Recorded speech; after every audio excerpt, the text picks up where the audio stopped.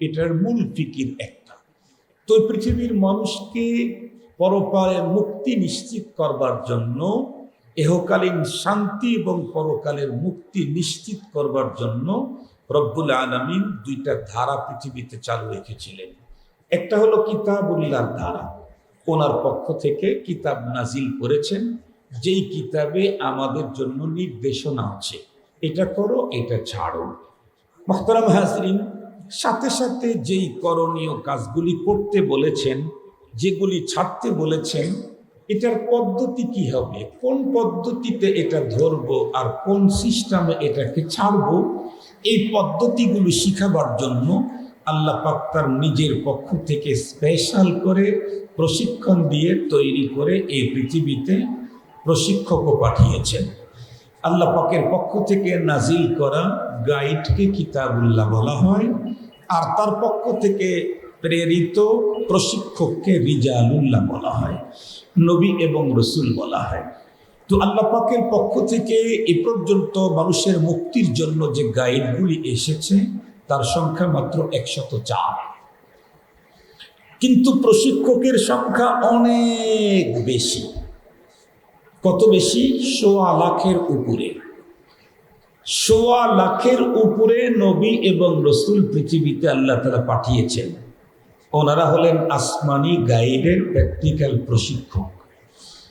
খুব ভালো করে বুঝবেন, এমন তো অহরহ হয়েছে।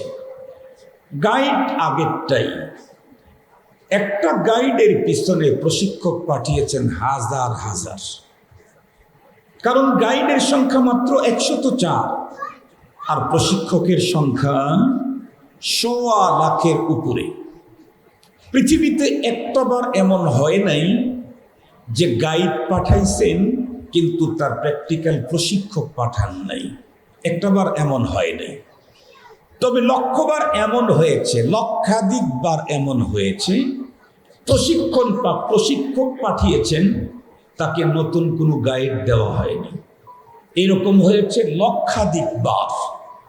আবারও বলছি, কথাটা খুব ভালো করে বুঝতে হবে, এই সময়ের জন্য খুব বেশি জরুরি।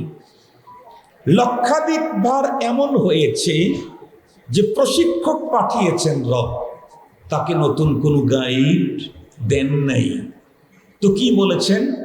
বলে আপনার জন্য নতুন গাইডের দরকার নাই, আগের যে গাইড আছে, পূর্বের যে কিতাব আছে, এটা দেখেই আপনি মানুষকে প্রশিক্ষণ দিয়ে জান্নাতের পথ দেখান। মুহতারাম হাজরিন, আর একটা জিনিস যদি গভীরভাবে লক্ষ্য করেন তাহলে আরো ভালো বুঝবেন, এই পৃথিবীতে কিতাবুল্লাহর আগমন আগে ঘটে নাই, রিজালুল্লাহর আগমন আগে ঘটেছে। পৃথিবীতে আল্লাহ আগে কিতাব পাঠান নাই, আগে কি পাঠাইছেন? প্রশিক্ষক পাঠিয়েছেন। প্রথম মানুষ, প্রথম পয়গম্বর, প্রথম মানুষ, একটু কথা বলেন, প্রথম মানুষ, প্রথম পয়গম্বর, সর্বপ্রথম প্রশিক্ষক পাঠিয়েছেন, এরপরে গাইড পাঠিয়েছেন। কি বোঝা গেল? এই পৃথিবীতে আল্লাহ প্রদত্ত গাইড নিজে নিজে দেখে দেখে কেউ এখান থেকে পথ চলার কোনো পথ খুঁজে বের করতে পারবে না। এর জন্য লাগবে রবের পক্ষ থেকে স্পেশাল কোয়ালিটিতে প্রশিক্ষণপ্রাপ্ত একজন প্রশিক্ষক, ওনাকেই লাগবে, এই জাতীয় ছাড়া হবে না। ওই প্রশিক্ষকের অধীনে প্রশিক্ষণ নিয়ে পরবর্তী মানুষ এই কাজ চালাইতে পারবে। কিন্তু কিতাব আসবে আর তার রবের পক্ষ থেকে স্পেশাল কোনো প্রশিক্ষক আসবে না, অন্য কেউ এটা দেখে দেখে পড়ে পড়ে সেখান থেকে জান্নাতে যাওয়ার পথ খুঁজে বের করবে, কশ্চিন কালেও সম্ভব না। মুহতারাম হাজরিন, এই কথাগুলি মাথার মধ্যে আপনাদেরকে রাখতে হবে। আমি জিজ্ঞেস করতে চাই, এই জাতীয় গাইড আস্তে আস্তে সর্বশেষ যে গাইড, সেটি হলো মহাগ্রন্থ কোরআনুল কারীম। সর্বশেষ যেই রসুল, যে রজুল আল্লাহ পাক পাঠাইলেন, মহানবী মুহাম্মদুর রাসূলুল্লাহ সাল্লাল্লাহু আলাইহি ওয়াসাল্লাম। আল্লাহ পাক তার উপরে মহাগ্রন্থ কোরআন নাজিল করেছেন, দিয়েছেন অনেক বিধিবিধান, এবং সেই বিধিবিধানের প্র্যাকটিক্যাল প্রশিক্ষক হিসেবে আল্লাহ পাক তার মহানবী মুহাম্মদুর রাসূল সাল্লাল্লাহু আলাইহি ওয়াসাল্লামকে পাঠিয়েছেন। সহজে বুঝবার জন্য একটা মিসাল দিলে পরবর্তী কথা আরো সুবিধা হবে। যেমন বলেন, আমাদের কোরআনে আমাদেরকে অনেক আদেশ দেওয়া হয়েছে।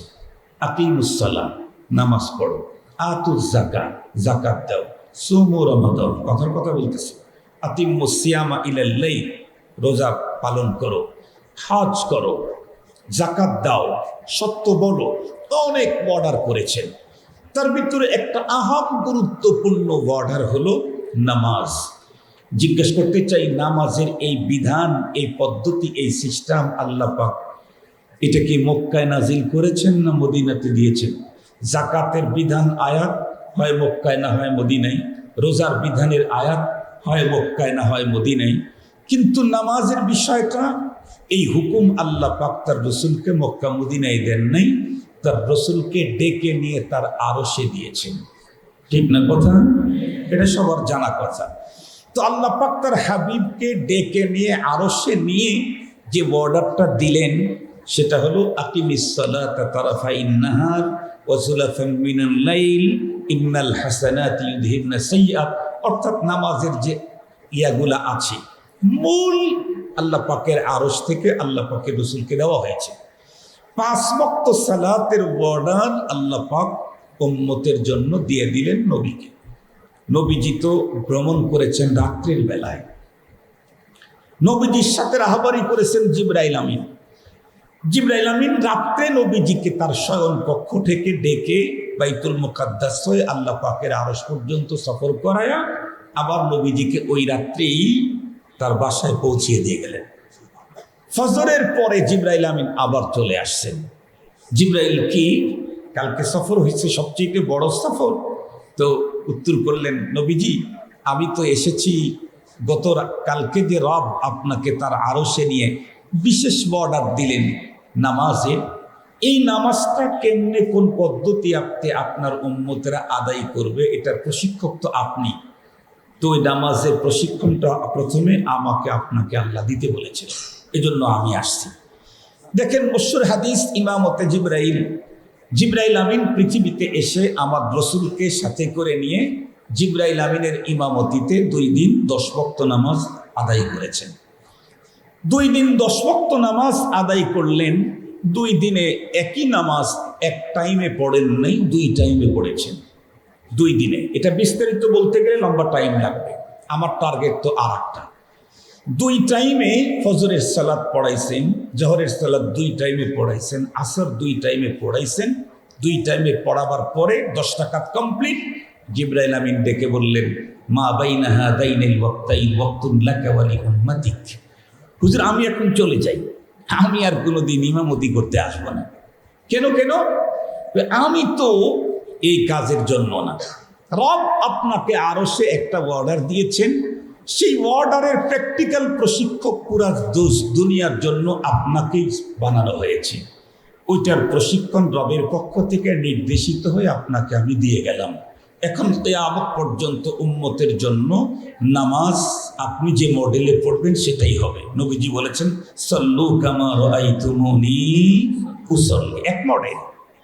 এক মডেল কিয়ামত পর্যন্ত পয়গম্বরী মডেল। খুব ভালো করে বুঝবেন। তাহলে আল্লাহ পাক অর্ডার দিয়েছেন, সেই অর্ডারকে বাস্তবায়ন করার জন্য প্র্যাকটিক্যাল প্রশিক্ষক পাঠিয়েছেন নবী এবং রসুল। কোরআন শরীফের কোন জায়গায় খুঁজে পাবেন না জোহরের নামাজ 4 রাকাত, প্রতি রাকাতে 1 রুকু, প্রতি রাকাতে 2 সেজদা। এটি কোরআন শরীফের কোথাও খুঁজে পাবেন না। আসরের নামাজ 4 রাকাত ফরজ, প্রতি রাকাতে 1 রুকু, প্রতি রাকাতে 2 সেজদা। 30 পারা কোরআনের কোথাও খুঁজে পাবেন না। কারণ কোরআন তো আল্লাহ পাকের পক্ষ থেকে নয়, আর এটাকে প্র্যাকটিক্যালি উম্মতকে প্রশিক্ষণ দেওয়ার জন্য আল্লাহ পাক প্রশিক্ষক পাঠিয়ে দিয়েছেন। রব কি বললেন, আমি আপনার উপরে কোরআন নাজিল করেছি লিতুবাইয়িনা লিন-নাসি মা নুজিলা ইলাইহিম, যাতে আপনি খুলে প্র্যাকটিক্যালি দেখায় দেন। লাকাদ কানা লাকুম ফি রাসূলিল্লাহি উসওয়াতুন হাসানা, তোমাদের জন্য উত্তম আদর্শ, আমাদের মডেল। নামাজেরও মডেল, রোজারও মডেল, হজেরও মডেল, যাকাতেরও মডেল, পারিবারিক জীবনের মডেল, রাষ্ট্রীয় জীবনের মডেল, ফ্যামিলি জীবনের মডেল, ব্যক্তিগত জীবনের মডেল, আন্তর্জাতিক জীবনের মডেল, রাজনীতির মডেল, সমাজনীতির মডেল।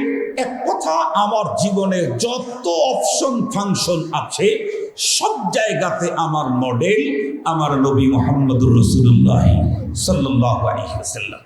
এবার খুব ভালো করে বুঝবেন, নবীজি দুনিয়া থেকে চলে গেছেন। কথা বলেন, নবীজি দুনিয়া থেকে চলে গেছেন। আমরা আসছি 1400 বছর পরে। 1400 বছর পরে আসলেও নবীজির নামাজের মতো নামাজ আমাকে আদায় করতে হবে, নবীজির রোজার মতো রোজা আমাকে রাখতে হবে, নবীজির যাকাতের পদ্ধতি আমাকে ফলো করতে হবে।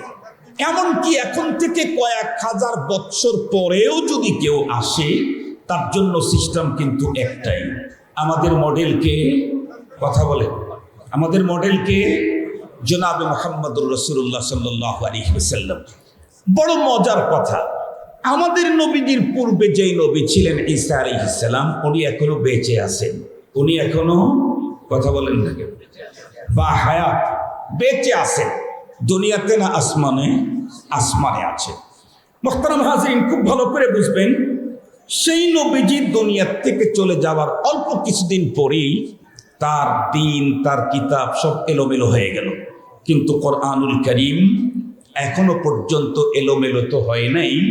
কোরআনের কোনো বিধান পর্যন্ত, সুন্নত পর্যন্ত এলোমেলো হয় নাই। কেন? কারণ হলো কোরআন হেফাজতের দায়িত্ব রব নিয়েছেন, আর রব্বুল আলামিন তার রাসূলকে দিয়ে কিয়ামত পর্যন্ত নবীর এই কাজের জিম্মাদারি একটা জাতির উপরে ঘোষণা করে দিয়েছেন। সেটা হলো, নবীজি বলেন আল উলামা ওয়ারাসাতুল, কথা বলেন, আল উলামা ওয়ারাসাতুল আম্বিয়া। কিয়ামত পর্যন্ত কোনো নবী আসবে না তো মানুষ কোরআনের বুঝ নেবে কার কাছ থেকে, প্র্যাকটিক্যাল সমঝ নেবে কার কাছ থেকে? নবীর জামানায় তো কোরআনের প্র্যাকটিক্যাল সমঝ নবীজির কাছ থেকে নিয়েছে। কিয়ামত পর্যন্ত নবী আসবে না তো কোরআনের প্র্যাকটিক্যাল সমঝ বুঝ কে দিবে? নবীজি বলে গেলেন উলামায়ে কেরাম দিবে। সুবহানাল্লাহ বলবেন কি? উলামায়ে কেরাম প্র্যাকটিক্যাল সমঝ দিবে, বুঝ দিবে। এ কারণেই এই পৃথিবীর যে কোনো মানুষ উলামা থেকে দূরে চলে যাবে, সে আর যাই হোক দ্বীনের উপরে সহি শুদ্ধভাবে চলার কোনো পথ খুঁজে পাবে না। 2 মিনিটে কথা বলে শেষ করে দিচ্ছি। আল্লাহ পাকের রাসূল বলেন উবদু আলিম, গভীরভাবে লক্ষ্য করবেন। নবীজি বললেন, তুমি 4 দলের কোনো এক দলে থাকো, তাইলে তুমি হালাক থেকে বাঁচতে পারবে, মানে ধ্বংস থেকে মুক্তি পাবে। উবদু আলিম, তুমি আলিম হও। কেন? আলেম যদি হতে পারো তাহলে নবী আলাইহিস সালামের কাছ থেকে ওই প্রশিক্ষণের বিরাসত তোমার অর্জন হয়ে গেল।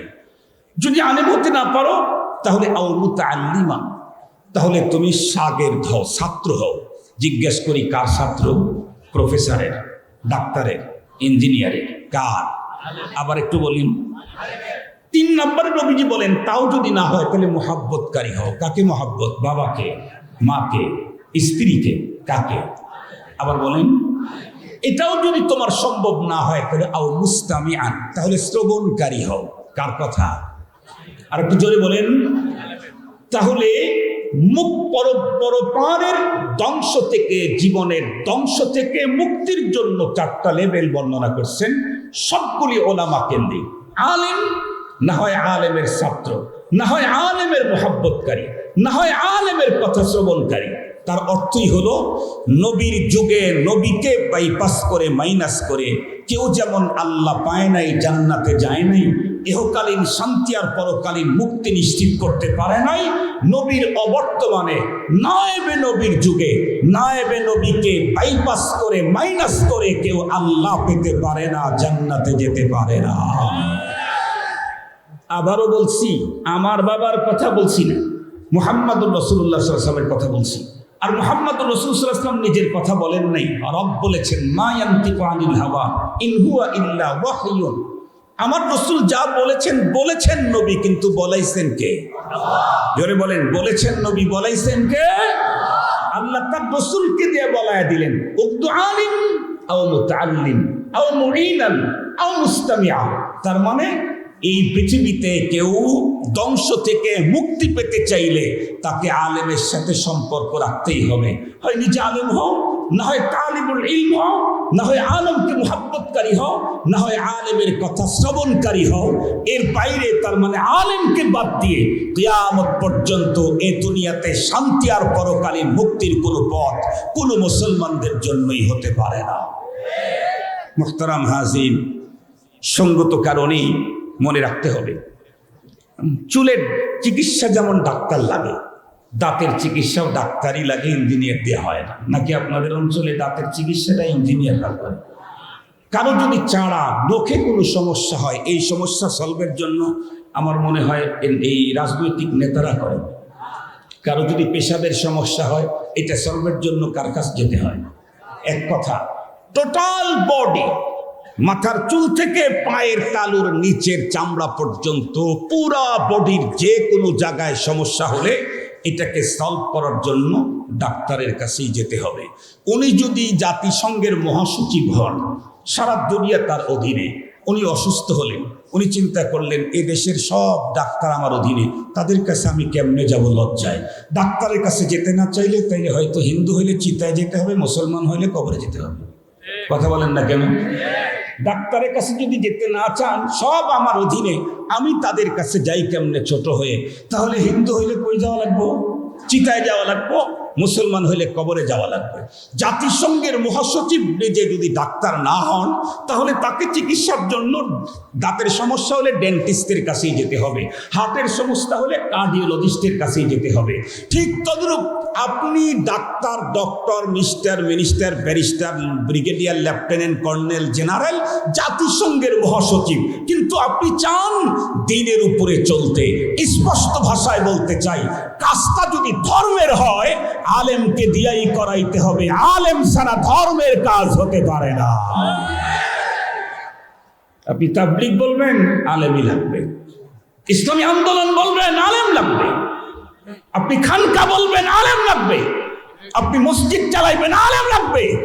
আপনি কবরস্থানে গিয়ে জানাজার নামাজের কাজ করাইবেন, আলেম লাগবে। আপনি ঈদগাহ মাঠের খতিব প্রয়োজন, তো আলেম লাগবে।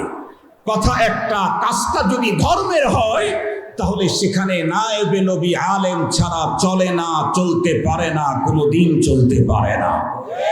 এই কথাটা আল্লাহ আমাদের হৃদয়ের গভীরে অঙ্কিত করার তৌফিক দান করুক। ওয়া আখিরু দাওয়ানা আলহামদুলিল্লাহি রাব্বিল আলামিন। আসসালামু আলাইকুম ওয়া রাহমাতুল্লাহ। আলহামদুলিল্লাহ, আমরা এতক্ষণ পর্যন্ত অত্যন্ত গুরুত্বপূর্ণ আলোচনা